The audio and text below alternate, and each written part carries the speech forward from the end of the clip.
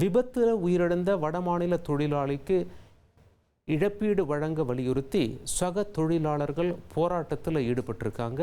அமைதியான முறையில் நடந்திருக்க வேண்டிய போராட்டம் கல்வீச்சு, அடிதடி, கலவர பூமியை போல் காட்சியளிக்க காரணம் என்ன பார்க்கலாம்.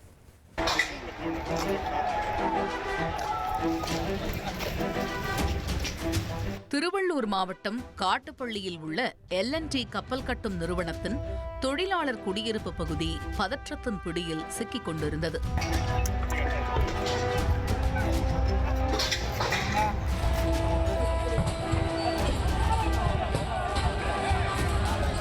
பேருந்துகள், ஜன்னல் கண்ணாடிகள், உடற்பயிற்சி கூடங்கள் என ஒரு இடம் விடாமல் கண்ணில் பட்ட அத்தனையையும் தொழிலாளர்கள் அடித்து நொறுக்கியுள்ளனர்.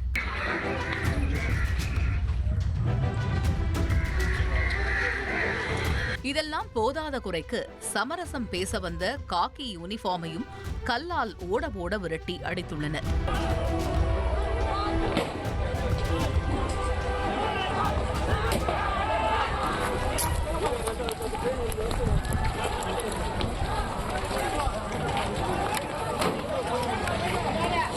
என்ன நடந்தது என்பதை தெரிந்து கொள்ள விசாரணையில் களமிறங்கினோம். திங்கட்கிழமை இரவு இதே குடியிருப்பில் வசித்து வந்த உத்தரப்பிரதேசத்தைச் சேர்ந்த அமரேஷ் பிரசாத் என்கிற தொழிலாளி எதிர்பாராத விபத்தில் பரிதாபமாக இறந்து போயிருக்கிறார். இறந்தவரின் குடும்பத்தினருக்கு உரிய இழப்பீட்டை வழங்க வேண்டுமென சக ஊழியர்கள் போராட்டத்தில் குதித்துள்ளனர். நள்ளிரவே சம்பவ இடத்திற்கு விரைந்து வந்த காவல்துறையினர் தொழிலாளர்களிடம் சமாதானம் பேச முயன்றிருக்கிறார்கள். ஆனால் போலீசாரை குடியிருப்பிற்குள் நுழைய விடாமல் தடுத்த வடமாநில தொழிலாளர்கள் அவர்கள் மீது கல்வீசி தாக்குதல் நடத்தி விரட்டியதாக சொல்லப்படுகிறது. இதன் தொடர்ச்சியாக செவ்வாய்க்கிழமை அதிகாலையிலும் குடியிருப்பிற்குள் ஆயிரக்கணக்கான வடமாநில தொழிலாளர்கள் தொடர் போராட்டத்தில் ஈடுபட்டுள்ளனர். அசம்பாவிதங்களை தவிர்க்கும் பொருட்டு 100க்கும் அதிகமான காவல்துறையினர் சம்பவ இடத்தில் குவிக்கப்பட்டுள்ளனர். போராட்டக்காரர்களிடம் காவல்துறை அதிகாரிகள் பேச்சுவார்த்தை மேற்கொண்டிருந்தபோது முன்தினம் இரவு நடந்ததைப் போலவே வடமாநில தொழிலாளிகளில் சிலர் திடீரென ஒளிந்திருந்து மீண்டும் காவல்துறையினர் மீது கல்வீசி தாக்குதல் நடத்தியுள்ளனர்.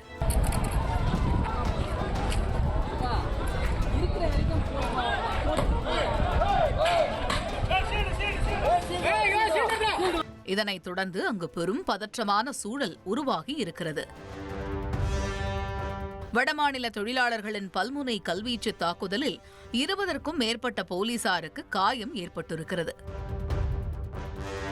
இந்நிலையில்தான் நிலைமையை கட்டுக்குள் கொண்டு வருவதற்காக வேறு வழியே இன்றி பீஸ்ட் மோடை ஆக்டிவேட் செய்த காவல்துறையினர் பதில் தாக்குதல் நடத்த ஆயத்தமாகி உள்ளனர்.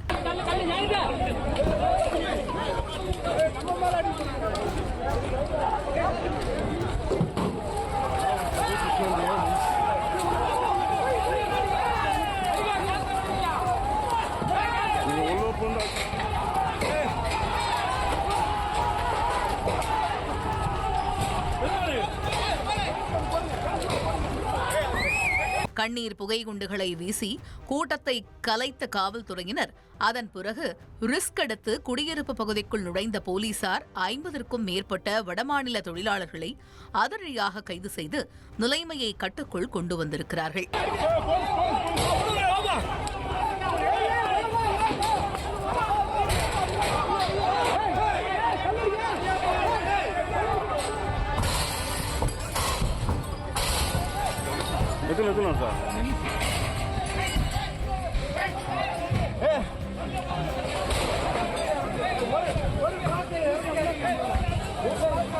விரைந்து வந்த கூடுதல் இணை ஆணையர் பவானீஸ்வரி சம்பவ இடத்தில் ஆய்வு மேற்கொண்டிருக்கிறார். இதற்கிடையே இறந்தவரின் குடும்பத்தினருக்கு L&T நிறுவனம் 5 லட்சம் இழப்பீடு வழங்குவதாக உத்தரவாதம் அளித்துள்ளது. அதோடு உயிரிழந்த தொழிலாளியின் உடலை விமானம் மூலம் அவரின் சொந்த ஊருக்கு கொண்டு செல்வதற்கான ஏற்பாடுகளையும் நிறுவனம் மேற்கொண்டு வருகிறது. காவல்துறையினர் மேற்கொண்ட முதற்கட்ட விசாரணையில் சம்பவம் நடந்த திங்கட்கிழமை இரவு அமரேஷ் பிரசாத் மது அருந்தி இருந்ததாகவும் அவர் போதையில் குடியிருப்பின் முதல் மாடியில் இருந்து தவறி விழுந்து உயிரிழந்திருப்பதும் தெரிய வந்திருக்கிறது. சக ஊழியரின் மரணத்திற்கு உணர்ச்சி மிகுதியில் நீதி கேட்டு போராட்டம் நடத்தியவர்களில் சிலர் கடும் கோபமான மனநிலையோடு செயல்பட்டதால் இந்த வன்முறை சம்பவம் நடந்திருப்பதும் விசாரணையில் தெரியவந்துள்ளது. எனினும் காவல்துறையினர் மீதே தாக்குதல் நடத்தியிருப்பதால் பிடிபட்டவர்கள் மீது வேறு ஏதேனும் குற்றப்பின்னணி உள்ளதா என்கிற கோணத்திலும் தீவிர விசாரணை மேற்கொண்டு வருகின்றனர்.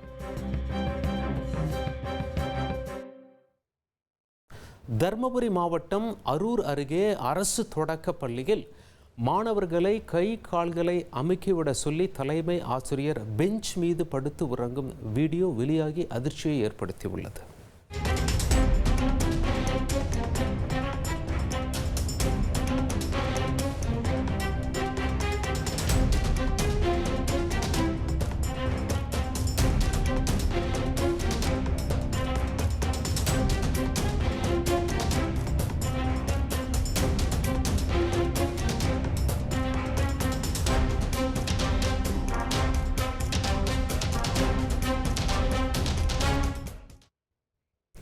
பிரான்ஸ் நாட்டில் பட்டப்பகலில் 4 பேரை கத்தியால் குத்தி மிரட்டிய நிலையில் அவரை போலீசார் சுட்டுக் கொன்றதால் பரபரப்பு ஏற்பட்டது.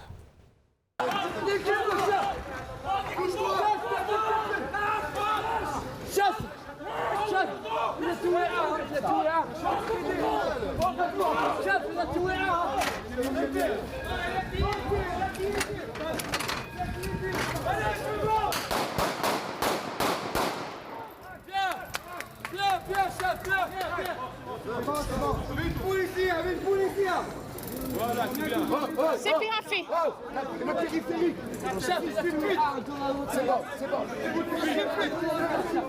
தொழிலதிபரின் ஆசையை தூண்டி அவரை ஹனி டிராப்பில் சிக்க வைத்த ஸ்னேகாவையும் அவருடைய கூட்டாளிகளையும் போலீஸ் அதிரடியாக கைது செய்துள்ளனர்.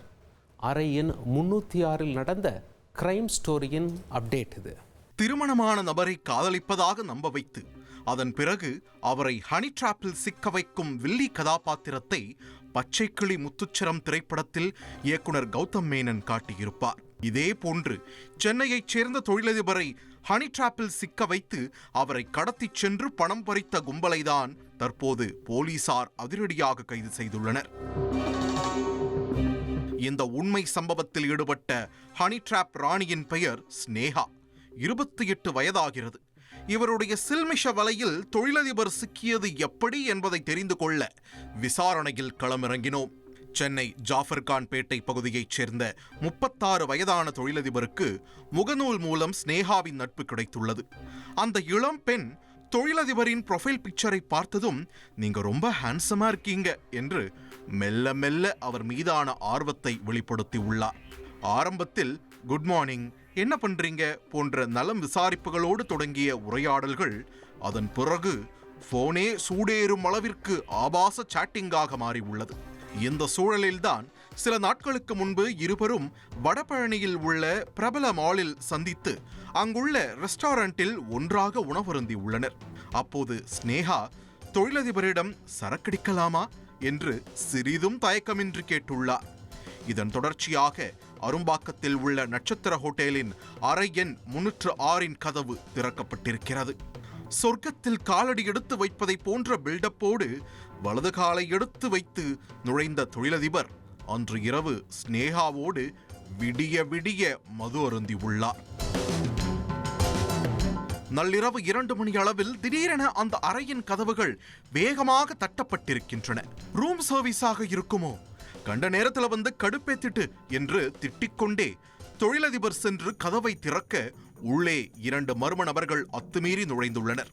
அதில் ஒருவர் என்னுடைய மனைவியோடு நீ யாரு என்று கேட்டு தொழிலதிபரை அடித்து மிரட்டி உள்ளார். இதன் தொடர்ச்சியாக அங்கிருந்து மகாபலிபுரத்தில் உள்ள ஒரு ரிசார்ட்டுக்கு தொழிலதிபரை காரில் கடத்திச் சென்ற கும்பல் அங்கு ரூம் போட்டு கும்மாங்குத்து குத்தி உள்ளனர். நடந்த விஷயத்தை வெளியே தெரிவிக்க கூடாது என்றால் 3 லட்சம் ரூபாய் பணம் வேண்டும் என்று டிமாண்ட் வைத்துள்ளனர். தொழிலதிபர் தன்னிடம் அவ்வளவு பணம் இல்லை என்றதும் அவர் அணிந்திருந்த 6 சவரன் செயின், 3 சவரன் பிரேஸ்லெட் உள்ளிட்ட 15 சவரன் நகைகளையும் அவர் அக்கவுண்டில் வைத்திருந்த 20,000 ரூபாய் பணத்தையும் கூகுள் பே மூலம் கறந்துள்ளனர். 2 பேரும் வெறிக்கொண்டு தாக்கியதில் தொழிலதிபர் மயக்க நிலைக்கு சென்றதால் அவரை விட்டுவிட்டு அந்த கும்பல் எஸ்கேப் ஆகியுள்ளது. மறுநாள் போதை தெளிந்து எழுந்தபோதுதான் ஸ்னேகாவும் அவர்களுடைய செட்டப் என்பது தெரிய வந்து அதிர்ந்து போயுள்ளார். நடந்த சம்பவம் தொடர்பாக பாதிக்கப்பட்டவர் அளித்த புகாரின் பேரில் வழக்கு பதிவு செய்த போலீசார் விசாரணையில் களமிறங்கியுள்ளனர். ஜிபே மூலம் பெறப்பட்ட வங்கிக் கணக்கு யாருடையது என ட்ரேஸ் செய்த காவல்துறையினர் விருகம்பாக்கத்தில் பதுங்கியிருந்த ஹனி டிராப் கும்பலின் தலைவன் கார்த்திக் மற்றும் அவருடைய நண்பர்களான பூபாலன் மற்றும் சுந்தரமூர்த்தி ஆகிய 3 பேரை முதலில் கைது செய்துள்ளனர். பிடிபட்டவர்களிடம் மேற்கொண்ட விசாரணையில் பல திடுக்கிடும் தகவல்கள் வெளிவந்துள்ளன. நண்பர்கள் 3 கொரோனா லாக்டவுன் காலத்தில் ஸ்னேகாவோடு பழக்கம் ஏற்பட்டிருக்கிறது. பழகிய சில நாட்களிலேயே ஸ்னேகா மது அருந்த கம்பெனி கொடுத்ததால் அவரை டாம்பாயாக பார்த்துள்ளனர். எப்படியாவது வாழ்க்கையில் ஷார்ட் ரூட்டில் பணக்காரனாக வேண்டும் என்று திட்டமிட்டவர்கள் ஸ்னேகாவை வைத்து தொழிலதிபர்களுக்கு சில்மிஷ வலை விரித்துள்ளனர். தங்களுடைய ஹனி டிராப் வலையில் சிக்குபவர்களிடம் கொஞ்சம் கொஞ்சமாக பணத்தை பறித்து பங்கு பிரித்துக் கொள்ள திட்டமிட்டுள்ளனர். இதுபோன்ற சம்பவங்களில் பாதிக்கப்பட்டவர்கள் போலீசிடம் சொல்ல மாட்டார்கள் என்கிற தைரியத்தில் ஸ்னேகாவும் துணிந்து இறங்கியுள்ளார். ஆனால் பாதிக்கப்பட்டவர் அளித்த புகாரால் இந்த கும்பலின் முதல் ஹனி டிராப் முயற்சியே தோல்வியில் முடிந்திருப்பதும் விசாரணையில் தெரிய வந்துள்ளது. கார்த்திக், சுந்தரமூர்த்தி, பூபாலன் மற்றும் ஸ்னேகா ஆகிய 4 பேர் மீதும் வழக்கு பதிவு செய்த அரும்பாக்கம் போலீசார் அவர்களை சைதாப்பேட்டை நீதிமன்றத்தில் ஆஜர்படுத்தி சிறையில் அடைத்துள்ளனர்.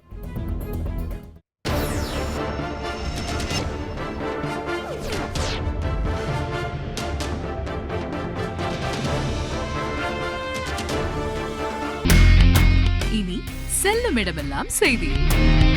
தந்தி டிவியின் வாட்ஸ்அப் சேனலை ஃபாலோ பண்ணினா செல்ல இருக்கும் இடமெல்லாம் செய்தி. இதோ QR கோட் இப்பவே ஸ்கேன் பண்ணுங்க, ஃபாலோ பண்ணுங்க.